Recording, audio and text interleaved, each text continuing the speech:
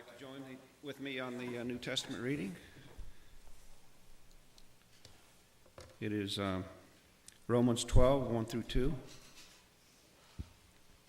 So, brothers and sisters, because of God's mercies, I encourage you to present your bodies as a living sacrifice that is holy and pleasing to God. This is your appropriate priestly service.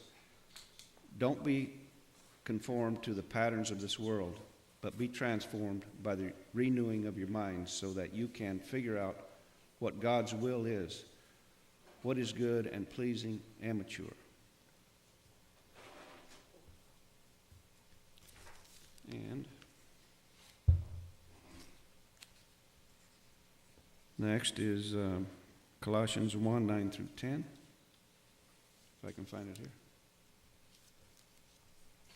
I lost my place.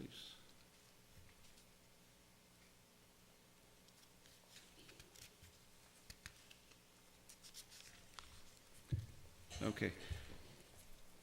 Because of this, since the day we heard about you, and we haven't stopped praying for you and asking for you to be filled with the knowledge of God's will, with all wisdom and spiritual understanding, we're praying this is so that you can live lives that are worthy of the Lord and pleasing to Him in every way, by producing fruit in every good work and growing in the knowledge of God, by being strengthened through His glorious might, so that you might endure everything and have patience. God bless the reading of His word.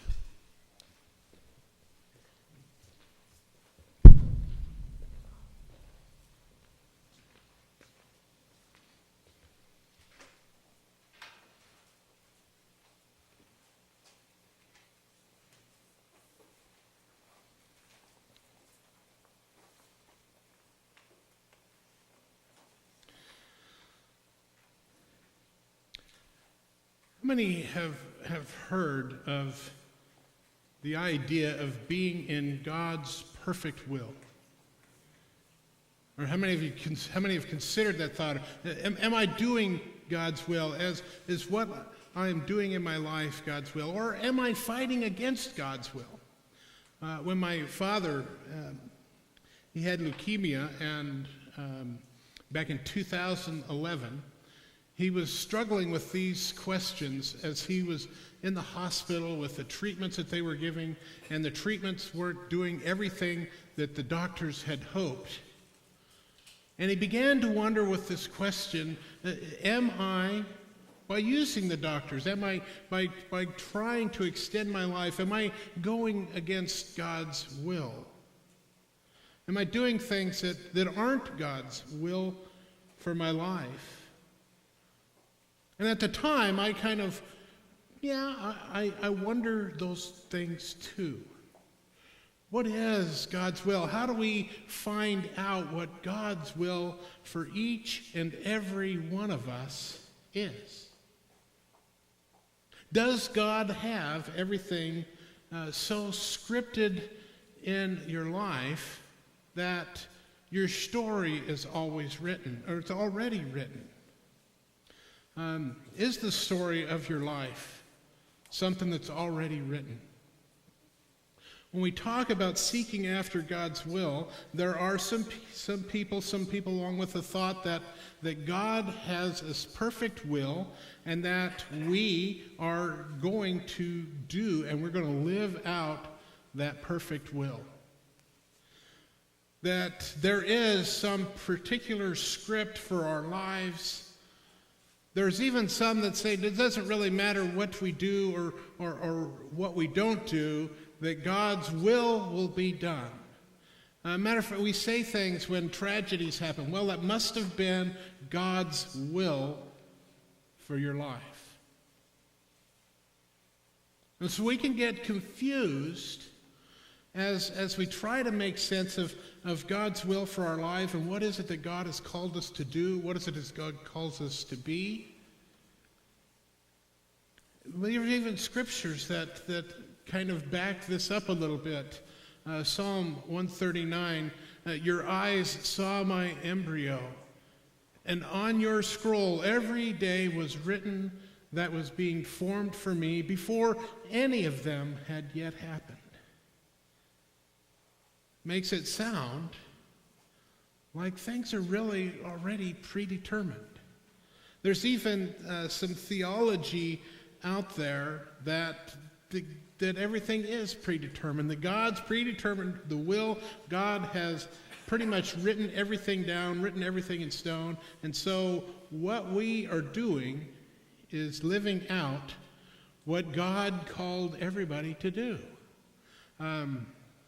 This is from Rush's song Limelight. You might have heard this from other places. All the world's indeed a stage, and we are merely players, performers, and portrayers, and each another's audience outside the gilded cage. Maybe you're more familiar with this from Shakespeare's version, which says pretty much the same thing. All the world's a stage, and we are merely actors acting out a script for our lives.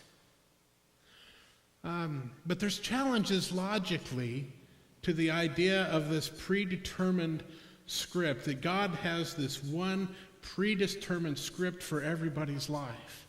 And the first one here is, if everything happens according to God's plan, then ultimately God is responsible for all of the evil that happens in the world. If God's will is written in stone and solid, and it's something that we can't break away from or deviate from. And so we have this quandary, if you will, that if everything is predetermined, then in a sense, if it's predetermined, already written down, then that means God was the perpetrator of the evil as well. But we don't believe that. And if everything is predetermined, what really is the point of life? If we are merely acting out a play that God has already written.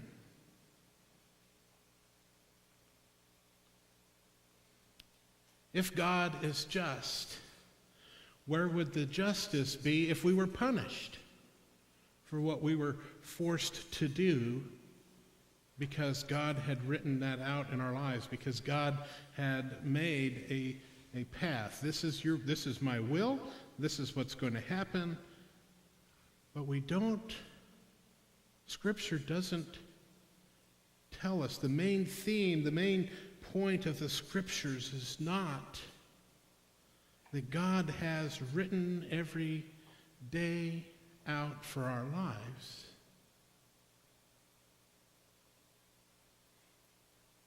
It's that God, this statement, what if God, in giving us life, invites us to collaborate with God in the writing of the stories of our life?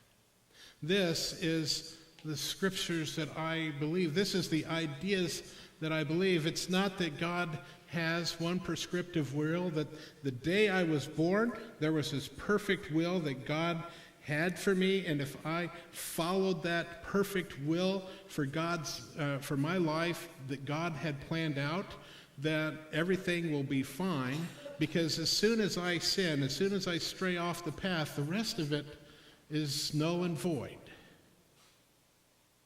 But we are invited, as the words that we were read earlier in Romans chapter 12. Let me remind you of those words. So, brothers and sisters, because of God's mercies, I encourage you to present your bodies as a living sacrifice that is holy and pleasing to God. This is your appropriate priestly service. And don't be conformed to the patterns of this world, but be transformed by the renewing of your mind. Now, oftentimes people stop there when they read that quote, but it's very important. These words that follow are so important. It's so that you can figure out what God's will is. So we each have this story of our lives that we're walking through, that we are invited to be a part of. And really the idea of Christianity itself is following to become more and more like Christ, to become each and every day a little bit more like Christ. So we don't blame God for the evil that is in this world. We step back and we recognize that evil is a part of the brokenness of humanity. Evil is a part of this thing that we get called free will. And 2 weeks ago, when we were this first sermon on this series, talking about why do the innocent people suffer? Why do we have diseases? Why do we have all of these problems? Because if God is so great and powerful and almighty, then why can't God fix all of these things? And the reason that God can't fix these things is because God didn't want a bunch of robots. God wanted people. And he wanted to love us. And the only way that he could love us is if he set us free and allowed us the opportunity to respond to his love by seeking out his life and to seek what his will is. And last week when we talked about the unanswered prayers and prayers that just seem to hit the roof or the ceiling and never seem to go any further, we take that time and prayer was not so much telling God how to run the world, but that prayer was a way of me connecting and communicating with God and allowing God to walk with me through the trials and the troubles and the struggles and the sickness and health and all of these things that take place because of these human bodies we have, because of the world that we live in, because of the world that has been created. We say the evil in the world is because there are people that make choices that are away from or apart from God's ultimate will. And I was thinking about God's ultimate will for our life, and that is to be in community. If you read through the Gospels or the encounters in Acts as the church was going, we hear things like, and the community had grown by 3,000 people, and everybody shared everything they had with everybody else so that nobody was without need. And so God invites us to be a partner through ongoing prayer. Paul was praying for the people in Colossae, saying, I cannot stop thanking God for you. And my prayer for you is that you continue in prayer and discernment and being in community so that you can discover what God's will is for you. And prayer is very important. It's vitally important. Jesus, throughout the Gospel of Luke, doesn't do anything without spending a night before in prayer. He spends his night before in prayer before he names the 12 apostles. He spends the night in prayer in the Garden of Gethsemane. And the third thing is we are able to collaborate with God in writing our life story. Recognize that we have been given this freedom to either choose to seek after God or to seek after our own selves. We've been given the choice to choose to spend our time in prayer and seeking God, or today there's so many things that we could list that keep us from a vital prayer life. We're just too busy. We just don't have time. My favorite TV show, I'm guilty of all these, by the way. I'm not preaching, I'm preaching to myself as much to anybody out here. We are given the opportunity through prayer and through recognizing God's presence in our lives to collaborate with God in writing our story. To seek the heart of God in all we do. God, created humanity, and in Exodus we hear the 10 Commandments. How many of you know all 10? We got a couple people that are willing to raise their hand. So we have these 10 commandments that were given. If you want to know them, look them up.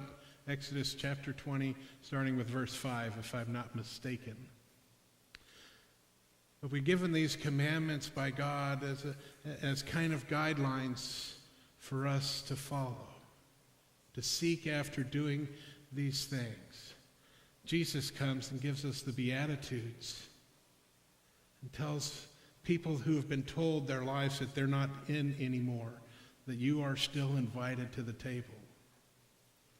And later we hear Jesus talking about the reality of the law is this: to love the Lord your God with all your heart, soul, mind, and strength, and to love your neighbor as yourself. And we are invited in writing the story of God's will is for people to go and to do that, to love God with all our heart, soul, mind, and strength. Seek after God. Seek this relationship with God. Seek the encounter of Christ and do that, whether it's through corporate worship as we are gathered here or through prayer or combinations of these things. And to recognize that as we seek God together and we seek to love our neighbor as ourselves, and we are finding God's will for our life. And I believe that God's will is for us to, at the end of every day, to be able to say, you know, I was a little more like Christ today. Now, there's going to be days when you get to the end of that day and you may ask yourself that question: did I act like Christ today? There will be days where we'll say, nope, I didn't. And here's the trick. Here's the hard part. It's so easy to say, well, it's just so hard, I'm just going to quit trying. But Paul also reminds us in Philippians that we are to pray without ceasing. So through our lives, prayer without ceasing means to me that we continue to collaborate with God in writing the story of our life. And we become a community that is collaborating together, sharing the story of life lived out abundantly with the mess of this world, with the sickness and the illness and these things that happen, and tragedies and earthquakes and tsunamis and all of these challenges that this world creates and brings. We are invited to collaborate with God in writing the story. So you want to know what God's will is for your life? I think of God and the will for my life kind of like my parents. And not that when I was born, and many of you who have children, when your children were born, what did you want for them?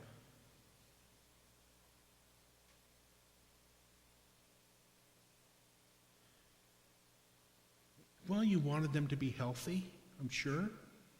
You wanted them to grow up and be wise. You wanted them to grow up and love God. You wanted them to grow up and be positive, contributing members of society and whatnot. You wanted them to grow into some career in life that was fulfilling not only for them, but for the people around them, if I'm not mistaken. Maybe even you thought that maybe your child would grow up and do something magnificent, become the president of the United States, although right now that's kind of a rocky thing, but or maybe become a doctor or a scientist, or to discover something great. You wanted something big for your children. How many of you have children that have fulfilled all that? Well, the reality, as I was growing up, there were times when I definitely strayed from the path my parents wanted me to go. I find that to be the same in the relationship. Why do you think Jesus called God Father? Because of the dreams that God has for us. And that dream for us is to become a little more like Christ every day. And when we fail, there was a time when I went through that, those 20s when I knew everything and kind of wandered my own way. There's a time when my father had given up, that he's just too far gone. My mom never did.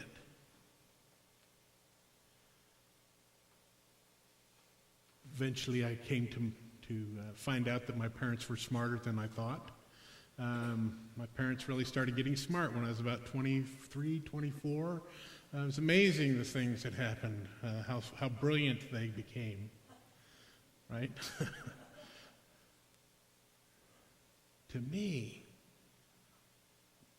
God would love for every one of us to be perfectly like Christ every day, and yet we fall short. That doesn't change God's love for us. It doesn't change God's will. But hopefully, what does change is your heart and desire to seek, to collaborate your life, the story of your life, the story of your journey through this life. Say, I'm walking this road with Christ on my side. That God and I are in a relationship that's vital and life-giving. And when we do that, at the end of the day, we can say, yes, today I became more like Christ. And so the question for us in seeking to do God's will is, will you spend that time prayerfully considering your life every day?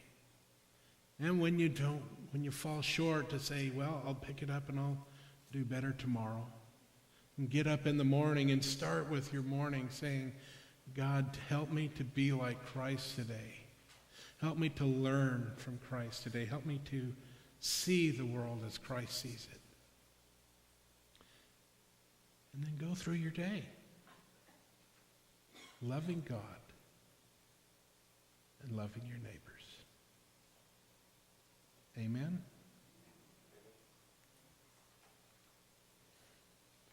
As we prepare